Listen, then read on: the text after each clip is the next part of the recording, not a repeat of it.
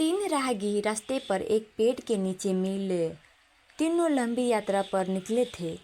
कुछ देर सुस्ताने के लिए पेड़ों की घनी छाया में बैठ गए। तीनों के पास दो झोले थे, एक झोला आगे की तरफ और दूसरे पीछे की तरफ लटका हुआ था।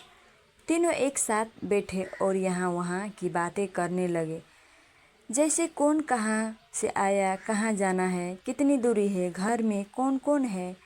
ऐसे कई सवाल जो अजनबी के एक दूसरे के बारे में जानना चाहता है। तीनों यात्री कद काठी में समान थे, पर सबके चेहरे के भाव अलग अलग थे।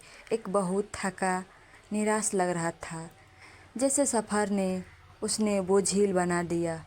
दूसरा थका हुआ था पर बोझिल नहीं लग रहा था, और तीसरा अत्यंत आनंद में था। एक दूसरा बैठा महात्मा इन्हें देख मुस्कुरा रहा था।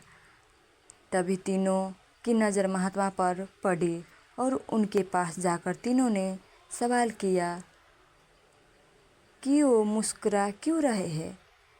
इस सवाल के जवाब में महात्मा ने तीनों से सवाल किया कि तुम्हारे पास दो दो झोले हैं, इनमें से एक तुम्हें लो, में से एक में तुम्हें लो कि अच्छाई को रखना है और एक में बुराई को।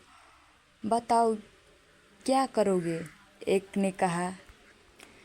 ने कहा मेरे आगे वाले झोले में बुराई रखूँगा ताकि जीवन भर उनसे दूर रहूँ, और पीछे अच्छाई रखूँगा।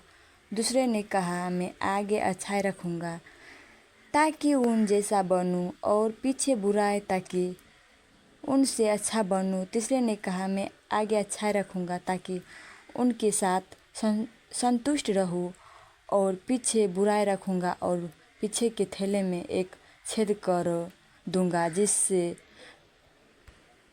बुराई रखूँगा और पीछे के थैले में एक छेद कर दूँगा जिससे वो बुराई का बोझ कम होता रहते हैं और अच्छा ही मेरे साथ रहे, अर्थात वो बुराई को भुला देना चाहता था। ये सुनकर महात्मा ने कहा पहला जो सफ़र थे थक कर निराश दिख रहा है। जिसने कहा कि वो बुराई सामने रखेगा, वो इस यात्रा के भांजी जीवन के थक गया है, क्योंकि उसकी सोच नकारात्मक है, उसके लिए जीवन कठिन है। दूसरा जो थका है पर निराश नहीं है, जिसने कहा अच्छाई सामने रखूँगा पर बुराई से बेहतर बनने की कोशिश में वो थक जाता हो, क्योंकि वो बेहद की होड़ में है।